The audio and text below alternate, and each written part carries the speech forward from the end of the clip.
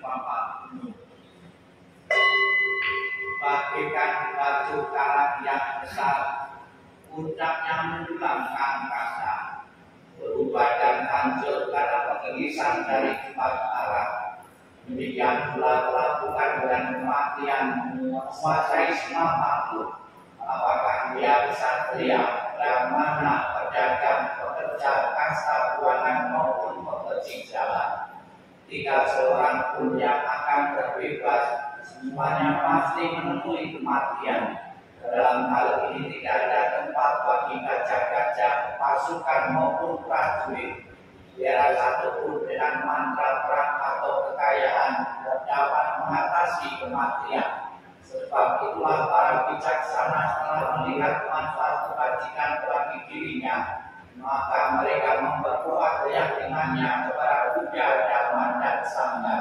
Siapa saja yang melaksanakan Dhamma dengan baik, dengan pikiran, ucapan, dan perbuatan, orang itu sangat terpuji dan setelah meninggal ia kebahagiaan di surga. Syair tentang kekayaan yang termulia. Dia yang yakin pada kata-kata, pokok-pokok serta tak tergoyahkan, mempunyai sila yang baik, disenangi dan dipuji oleh para arya. Dia yang yakin kepada sangha, teguh lurus dan penuh perhatian. Mereka sangka nyatakan yang tidak miskin dan tidak akan menderita di akhir hidupnya. Sebab itu keyakinan, sila, kepercayaan dan penebusan pada Dhamma haruslah dikembangkan oleh orang bijaksana dengan selalu ingat pada Buddha Sasana. 26. Perenungan pada kehilangan orang yang dicintai. Harta dan kekayaan apapun yang ada, pelayan, pegawai dan semuanya saling bergantung. Semuanya harus ditinggalkan ketika kita mati. Tetapi apapun yang dilakukan seseorang melalui tubuh, ucapan, atau pikiran, itu semua adalah miliknya. Itu semua yang dibawanya, dan itu semua yang mengikutinya laksana bayang-bayang. Semua yang hidup pasti mati. Kehidupan berakhir dengan kematian. Kesejahteraan makhluk tergantung pada perbuatannya, memanen hasil dari perbuatannya sendiri, baik perbuatan fasik maupun yang buruk. Mereka yang melakukan perbuatan buruk akan pergi ke keadaan alam sengsara, dan mereka yang melakukan perbuatan fasik akan mencapai keadaan alam penuh kebahagiaan. Oleh sebab itu, biarlah seorang selalu melakukan perbuatan yang fasik untuk tabungan kehidupan yang mendatang. Perbuatan fasik membawa kebahagiaan di masa depan. Halaman 28. Sutta Tokobat tentang duka penderitaan. Kehidupan apapun yang mengalami kematian di dunia ini adalah singkat dan penuh dengan penderitaan yang tidak dapat dihitung maupun diukur. Tidak ada alat apapun yang dapat digunakan untuk melarikan diri dari kematian. Setelah mencapai usia tua, maka kematian tak terelakkan. Bagaikan buah setelah masa akan gugur, demikian pula makhluk yang bisa mati setelah dilahirkan harus selalu menghadapi takutnya kematian. Seperti halnya dengan periuk keramik, haruslah pecah pada suatu waktu. Demikian pula kehidupan dari makhluk yang bisa mati telah ditentukan untuk berpisah. Para remaja dan pemuda yang bijaksana yang bodoh, semua ini berada di bawah bayang-bayang kematian. Tiada seorang ayah pun yang dapat menyelamatkan anaknya. Tiada seorang saudara yang dapat menyelamatkan saudaranya ketika mereka harus berpisah dengan dunia ini. Ketika sanak saudara berdiri memperhatikan dan meratap, menyaksikan bagaimana makhluk mengalami kematian seperti sapi yang digiring ke rumah jagal. Demikianlah semua makhluk akan disergap oleh kematian dan usia tua. Para bijaksana telah mengetahui sifat alami dunia ini tidak akan mengalami penderitaan. akan sia-sia jika engkau meratapi yang mati, karena engkau tidak akan pernah tahu kapan mereka datang dan kapan mereka pergi. Jika ratapan akan menyembuhkan luka hati bagi si peratap, maka biarkanlah para bijaksana meratap, tetapi yang pikiran tidaklah diperoleh melalui ratapan. Maka dan ini hanya akan membawa penderitaan dan melukai tubuh. Meratap hanya akan membuat si peratap lemah dan pucat. Ratapan tidak akan menolong orang yang telah meninggal. Oleh sebab itu meratap adalah sia-sia. Dengan tidak melepaskan kesedihan, maka ia justru semakin menderita. Ia hanya akan semakin tenggelam dalam alam kesedihan. Lihatlah bagaimana orang-orang yang lahir di dunia ini sesuai dengan karmanya harus gemetar di bawah bayang-bayang kematian. Dengan cara apapun manusia berpikir tentang segala sesuatunya, semuanya itu terjadi kebalikannya.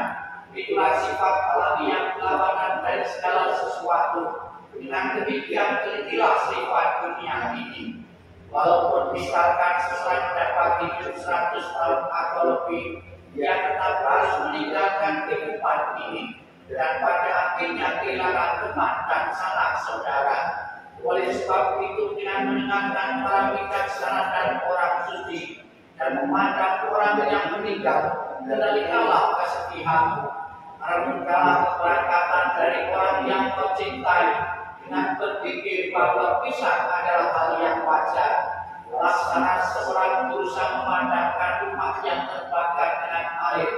Demikian pula biarkanlah orang yang teguh dan bijaksana menyingkirkan penderitaan secepat angin meniup segenggam kapas.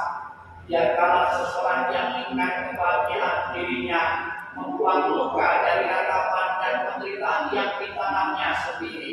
Setelah membuang luka itu dan mencapai keterangan batin, ia akan terberkahi dan terbebas dari penderitaan, mengatasi semua kesedihan. Kita lanjutkan kita Warta 35. Kita lipatkan kebajikan dari membawa pembacaan khotbah Samuda ini untuk para makhluk yang membutuhkan tanpa kecuali yang aku maupun fotonya dibuka di tempat ini. Semoga mereka dapat manfaat dari Tuhan, dari firman jasa pada kesempatan ini. 35.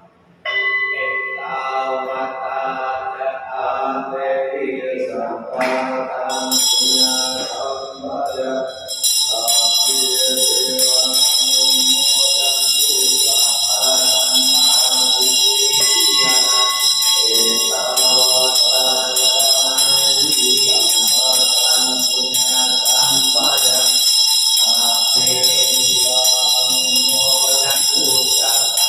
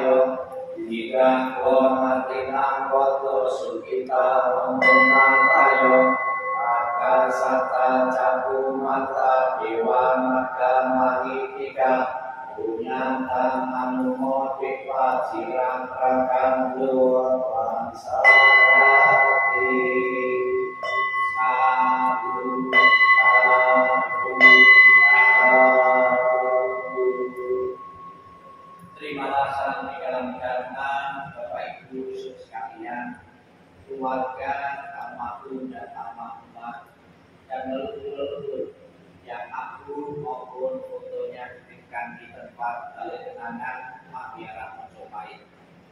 Kita tahu sebentar lagi bahkan ada wihara juga sudah mengawali pergi ke kuburan untuk mengingat leluhur-leluhur yang telah tiada dengan membersihkan makam atau tempat penguburan dari keluarga atau dari leluhurnya dengan membersihkan rumput-rumput maupun alam-alam maupun kotoran-kotoran yang ada sekitar di kuburan. Membersihkan kuburan adalah tradisi dari nenek moyang yang mengingatkan kepada generasi muda agar ingat pengorbanan dari leluhur yang telah tiada. Maka dapat kita lihat keluarga-keluarga yang mengenang jasa pengorbanan dan ingat budi kepada leluhur yang telah tiada, mengorbankan waktu, tempat dan biaya untuk berkunjung ke kuburan-kuburan, sekalipun tempat kuburan atau tempat pemakaman dari orang tuanya, dari keluarga leluhur tersebut jauh, bahkan harus meninggalkan kota halaman untuk pergi merawat, membersihkan kuburan-kuburan bekas dari leluhur-leluhurnya. Semangat ini ada di dalam agama Buddha, dalam sutra bakti seorang anak. Dicontohkan oleh sang Buddha sendiri ketika melakukan satu perjalanan bersama biku-biku yang lain dalam jumlah yang besar. Beliau menemui seonggok tulang-tulang di tengah perjalanan, kemudian bersujud menghormat. Kemudian ada salah satu siswa beliau mengatakan, kenapa guru yang dihormati menghormati tulang-tulang? Kemudian guru Buddha mengatakan bahwa tulang-tulang itu dalam banyak kelahiran dan kehidupan mungkin pernah jadi orang tuaku, leluhurku. Hal yang sama dari semangat agama Buddha ini pun umat Buddha masa ini pun tidak lupa kepada leluhur yang telah tiada untuk memenuhi makam-makam. Bagi keluarga-keluarga yang leluhurnya dimakamkan, namun ada sebagian leluhur bukan dimakamkan, namun dikremasi atau diperabukan dan abunya dititipkan di wihara, seperti tempat penitipan abu jenazah dan foto milik Yayasan Lumbini di Manggarai Mojopahit ini. Saya harapkan Bapak Ibu saudara kalian dimanapun berada yang menitipkan abu maupun foto, marilah kita menyatakan bakti dan hormat dengan menengok tempat ini. Di samping menengok juga kita mengirim doa. Mungkin ada leluhur-leluhur yang masih perlu bantuan dari leluhur yang masih ada, melalui doa, melalui persembahan saji makanan-makanan sebagai simbol bakti. Semoga rasa bakti, rasa hormat yang tinggi para leluhur tetap terpelihara, dan secara emosional hubungan yang hidup dengan yang meninggal akan terjalin dengan baik.